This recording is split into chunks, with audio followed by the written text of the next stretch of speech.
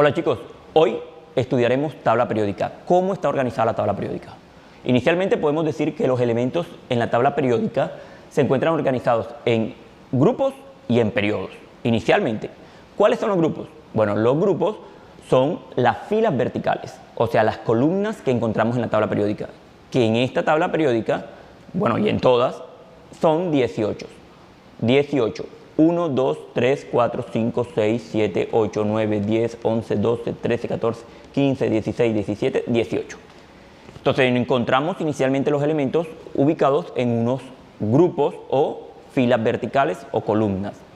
Esos grupos se pueden nombrar de dos formas. Se pueden nombrar con números arábigos, números normales, 1, 2, 3, 4, 5, hasta el 18.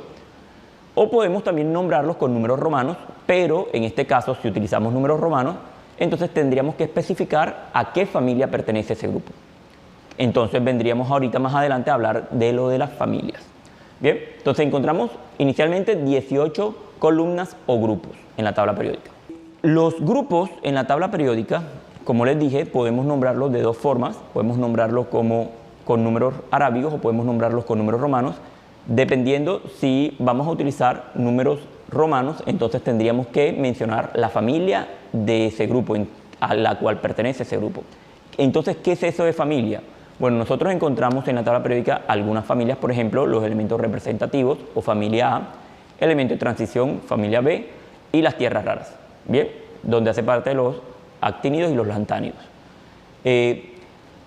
¿Qué es la familia A? ¿Qué es eso de la familia A? Bueno, nosotros encontramos que la familia A vendría a ser estos dos bloques que tenemos aquí. O sea, los dos bloques más altos de la tabla periódica.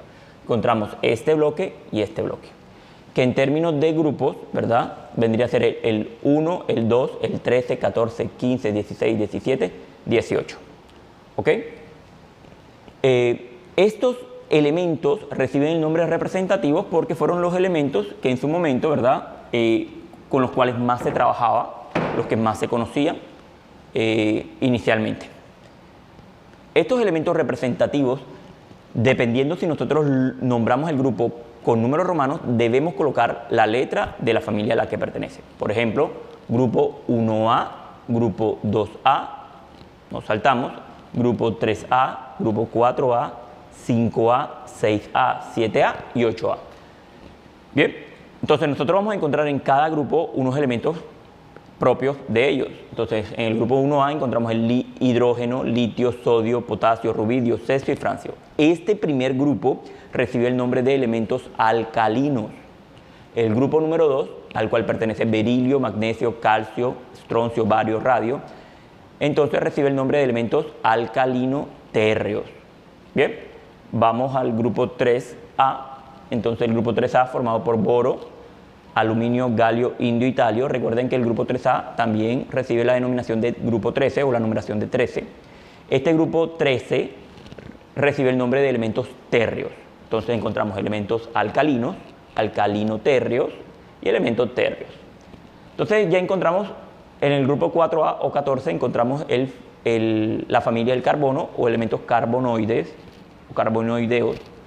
Grupo 5A, al cual pertenece nitrógeno, fósforo, arsénico, antimonio y bismuto. Ese grupo 5A recibe el nombre de familia del nitrógeno.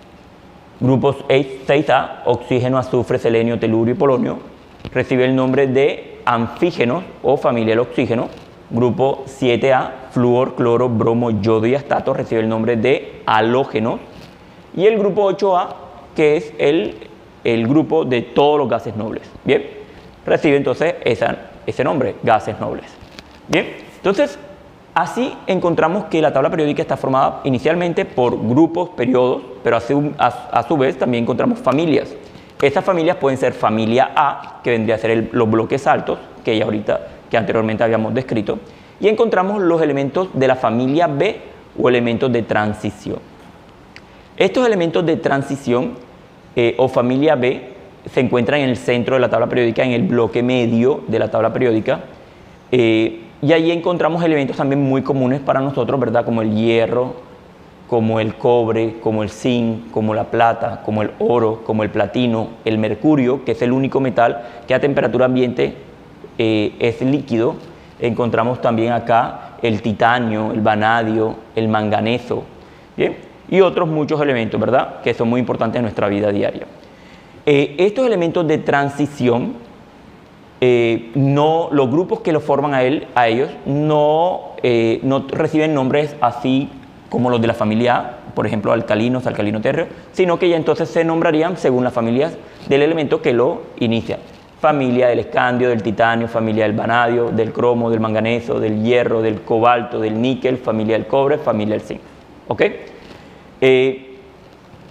Por último, para tener en cuenta estos elementos, ¿verdad?, en la tabla periódica, nosotros, dependiendo de la configuración electrónica que ellos posean, por ejemplo, configuración del sodio, esa configuración del sodio, como lo vimos en un video anterior, nos va a indicar la posición donde se encuentra el sodio. Bien, en el caso del sodio, el sodio como nada más tiene un solo electrón en su último nivel de energía, o sea, un solo electrón de valencia, ese único electrón de valencia me indica que el sodio se encuentra en el grupo 1A. Esto te lo digo entonces para posteriormente decirte que los elementos del grupo 2A tienen 2 electrones de valencia, los elementos del grupo 3A, 3 electrones de valencia, o sea, 3 electrones en su última capa, los elementos del grupo 4A, 4 electrones, los del 5A, 5 electrones de valencia, los del grupo 6A, 6 electrones de valencia, 7 electrones de valencia y 8 electrones de valencia. Ojo, esto solamente es para los elementos de la familia A. Esto solamente es para los elementos de la familia A. El saber cuántos electrones de valencia tiene un elemento dependiendo del grupo donde se encuentra solamente es para los elementos de la familia A. Los elementos de la familia B o elementos de transición no aplica esto. En ellos no aplica esto. ¿Bien? ¿Por qué? Porque todos ellos tienen 2 electrones en su último nivel de energía. Entonces, dependiendo, ¿verdad?, los electrones de valencia, nosotros podemos saber en qué grupo de la familia A se encuentra ubicado. Pero también, dependiendo los niveles de energía que tiene ese átomo, nosotros podemos saber en qué periodo se encuentra. Por ejemplo, el sodio, vimos en el video de configuración electrónica que el sodio tiene solamente 3 niveles. Entonces, al tener 3 niveles, eso lo ubica en el periodo 3. ¿Bien? Entonces, la configuración electrónica que vimos anteriormente nos puede a nosotros brindar información de dónde se encuentra el elemento en la tabla periódica. ¿Listo? Para que lo tengamos en cuenta. Entonces, así nosotros encontramos que la tabla periódica está formada por grupos, por periodos, por familias, familia A, familia B, elementos representativos, elementos de transición, pero encontramos también las tierras raras o actínidos y lantánidos.